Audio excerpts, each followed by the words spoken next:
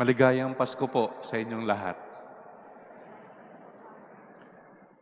Kapagka panahon na ganito, tayo ay nagbabatian ng maligayang Pasko at Merry Christmas.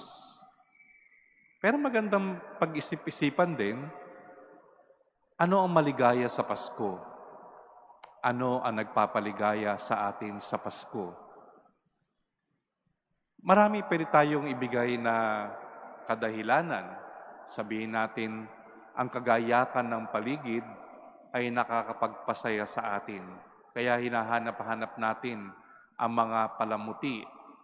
At sabi nga ng awit ng isang Pilipino, kumukuti-kutitap. Natutuwa tayo dyan. Meron din mga party, kainan, here and there, sa iba't ibang sitwasyon, iba't ibang pakipag-ugnayan, kaibigan, eskwelahan, opisina. Pero meron higit pa dyan, mga kapatid. Ito ang gusto kong ibahagi this morning to you. A deeper meaning of Christmas. Because if we don't know the deeper meaning and significance of what is the source of joy in Christmas, ang mangyayari, we will allow the world to hijack yung event natin. What do I mean by that? Pagka masyado na na-commercialize ang isang event, ang Pasko, gagamitin nila pati Christmas song sa mga malls, nakakadagdag sa spirit ng Christmas. Pero, pwede rin ma-hijack. Ibig sabihin, doon na lang nauwi ang Pasko sa atin. Paghahanapin natin ang tunay na kahulugan ng Pasko, we need to go inside the church. We need to go inside the liturgy to find the story of Christmas, to find the meaning of Christmas. Iba yung reading, the gospel reading last night was different from this morning's reading. Ang binasa natin ay galing sa gospel ni John, chapter 1. Meaning to say, ito ay introduction sa ebanghelyo ni John. Pero this introduction of John already presents to us a panoramic view of Jesus, of the journey of Jesus. It tells us where Jesus is from. In the beginning was the Word, and the Word was with God, and the Word was God. Who is this Word? Jesus. Kaya nga later on, sa kalagitnaan, sasabihin dito, and the Word became flesh. So, kung sinusubaybayan nyo ko, ang salita, ang berbo, ay nasa Diyos, ang salita ay Diyos, siya ay naglakbay through the incarnation, nagkatawan tao, kaya sa Angelus, dinadasal natin pagtanghali, and the Word was made flesh, and dwelt among us, nakiisa sa atin, naging tao, kapareho natin sa lahat ng bagay, except sin. At we have seen His glory, ang kanyang pagbabalik sa Ama upang maging ganap ang kanyang kaluwalhatian. Kaya narito tayo, ang ating pagdiriwang ay narito sa pagkakatawan tao ni Kristo. So pwede natin sabihin, ang source of joy is meron ng nag-birthday, may nagkatawang tao, may isinilang. Yes. Pero ang tanong, ang deeper question is, what is the significance of the birth of Jesus? Ano para sa atin, pinagdiriwang natin ang kanyang kapanganakan, pero ano para sa atin ang halaga ng kanyang kapanganakan? Yung Word na naging flesh. Anong kahulugan nito sa atin? Pag ang pagbabasihan natin ay ang Ebanghelyo, ang sabi dito, those who did accept Him, He gave the power to be children of God. So unang bunga ng Pasko, ng pagkakatawan tao ng Panginoon, dahil sa Kanya, tayo ay naging anak ng Diyos. Tumaas yung ating estado. Dati tayo nilikha lang ng Diyos. Isa sa mga nilikha ng Diyos. Tayo ngayon ang tinaguriang anak ng Diyos.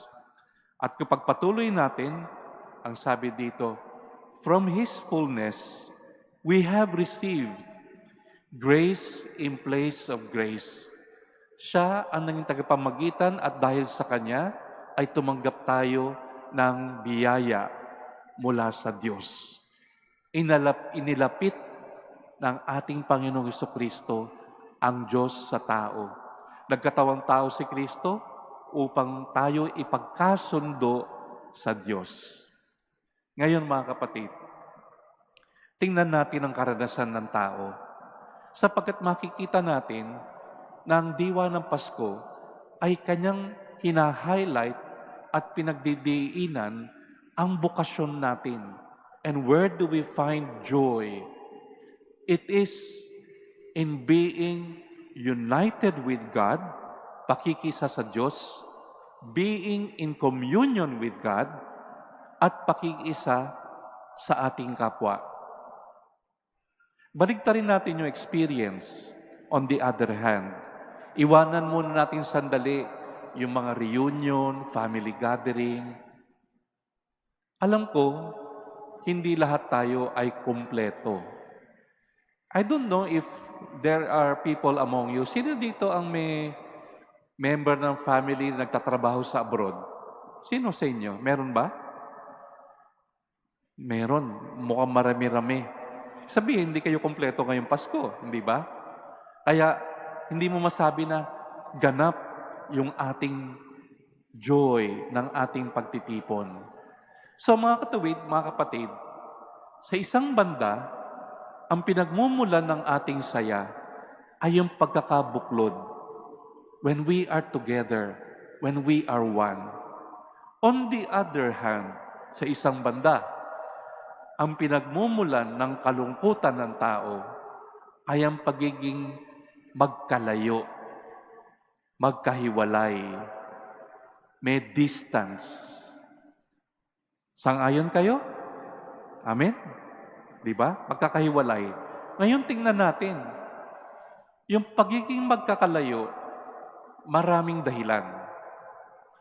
Nagbigay ako ng isang example, by reason of work. Maraming Pilipino nasa abroad. Alam nyo, sa mga bansa na maraming Pilipino, hindi malayo, nagkakaroon ng simbang gabi. Sa Roma, may simbang gabi. Meron kaming 2 pare na pinadala lang namin noong November sa Malta. Yung Malta ay maliit lang na bansa. Walang 1 milyon ang populasyon. Pero merong 13,000 na Pilipino. Humingi sila ng paring Dominiko sapagkat gusto nilang alagaan o paano i-shepherd yung mga Pilipinong naroroon at pagkilala sa kanilang i-contribute sa kanilang bansa. Kaya alam ko, inaabangan ko ngayong gabi, meron silang Christmas Mass in Filipino. At meron din isang simbahan, nag-imbita pa ng pari sa Roma para lang pumunta dun sa bansa, para lang magkaroon ng simbang gabi. Bakit? Sapagkat hinahanap natin yung karanasan na ito na kung saan may dalang alaala ng pagtitipon, pagkakaisa. So, one reason ng pagkakalayo, by reason of work. Another reason, by reason of mission. Yung 2 pari namin pinadala doon, first time na magki-Christmas doon, malayo sa bansa din. Just like any other Filipino, I'm sure na mi-miss din nila yung Pilipinas at mga mahal nila sa buhay dito, but they have to be there. So by reason of mission. Another one, bakit hindi ba ito makumpleto? By reason of death. Pag may pumanaw na, wala na. Pero tingnan niyo mga kapatid, itong 3 binanggit ko, kahit paano, we have a way to manage. Buti na lang, thanks to technology, pwede na tayo makontak, pwede mag-video call, makikita mo na yung malayo. Somehow, by means of communication. Take note of the word, by means of communication, we are able to connect and somehow be one with them. Pero meron pang ibang karanasan na naglalagay sa atin sa pagkakalayo. Yung mga taong nasa gitna ng digmaan.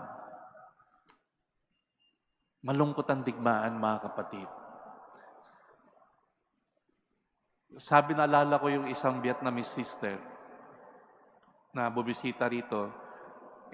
Ewan ko bakit ko natanong, kasi nung bata ako, nababasa ko sa dyaryo, yung Vietnam War. Kaya nagkaroon sila ng maraming refugees. Nagtanong lang ako, Sister, kamusta yung Vietnam War niyo noon? Mas lumuha agad siya. Sabi niya, Father, di mo alam kung ano yung dinaanan namin. Mahirap nang mawala at mahiwalay, ngunit mas mahirap, hindi namin alam kung buhay pa o patay na. Yun ang dinaanan ng bansa. Kaya pag tinitignan ko yung mga kakilala namin Vietnamese, matibay sila eh. Pinagtibay ng kanilang dinaanan sa buhay. So kakaibang pagkakalayo yan, talagang struggle. Ngayon, maaaring wala kayong kamag-anak sa ibang bansa. Meron ba kaming karanasan, Father, ng pagkakalayo? Meron. May galit ka ba sa kalooban mo? Are you hurting inside? May sakit ka ng loob? Sama ng loob? Hindi ba kapag kaya ng daladala mo, when you are hurting, you separate yourself? Kapag yung anak nagtampo sa magulang, ano ginagawa ng anak? Kukulong sa kwarto, lumalayo. Ito ba diwa ng Pasko? Hindi. Sapagkat ang diwa ng Pasko, ang nais ng Diyos ay ilapit ang tao sa Diyos. At dahil malayo ang Diyos na gumawa ng paraan at hakbang upang siya ang malapit sa atin. Kaya joy to the world. Yun ang diwa ng Pasko na pinapahayag ng ating banal na kasulatan na hinintay ng mahabang panahon. At higit sa lahat, mga kapatid, ang isang katayuan ng tao na naglalayo at naghihiwalay sa Diyos at sa kapwa, kasalanan. Kasalanan. Hindi natin binibigyan ng pansin ang kasalanan, pero ang isang epekto ng kasalanan, definitely, hindi kayo para pagtibayin at pagbuklurin. Ang epekto ng kasalanan, tayo ay nagkakawatak-watak. Selfishness, pride, envy, anger, at the wrong place. Ano epekto niyan? By experience. Di ba? Yan ang naghihiwa-hiwalay sa atin. Yun ang kalaban ng Pasko. Masaya ang Pasko kapag sinelebrate natin according to the spirit of Christmas. Masaya ang Pasko kapag merong magkapatid, magkamag-anak, magkapitbahay, hindi nagbabatian, biglang nagbatian ng Merry Christmas. O di ba? Meron bang kapalit yan? Hindi yan nabibili. Yan ang regalo at diwa ng Pasko. Kaya huwag niyong kalilimutan, mga kapatid, lahat ng ginawa ni Kristo, ang layunin niya ay maging masaya ang tao. At ituro sa tao paano maging masaya. Hindi sa pagkakalayo. Alam na natin yan, malungkot ang magkalayo, magkahiwalay. Kung hindi, magkabuklod. Kaya ang sentro ng ating pagdiriwang, ang misa. Tinatanggap natin ng Panginoon at ang tawag natin doon ay Holy Communion. Pagkakaisa. Isa lang ang dakilang utos ng Panginoon. Magmahal ka, katulad ng pagmamahal ko sa inyo. Sapagkat yung pagmamahal na yan, ang nagbubuklod sa ating lahat. Naway itong Pasko, punuin kayo ng pag-ibig ng Diyos. Kung malayo ang inyong loob sa ibang tao, huwag nyo nang pahirapan ang sarili ninyo. Pwede naman maalis yan. Bakit nyo bine-baby yung sama ng loob ninyo? At titiisin nyo ng napakahabang panahon, pwede naman maging masaya. Pagpakumbaba lang, makipagkasundo. Ito ang paanyaya ng Panginoon at ito ang diwa ng Pasko. Ang Diyos ay nagkatawang tao at nakiisa sa atin. Sa muli po, maligayang Pasko sa inyong lahat.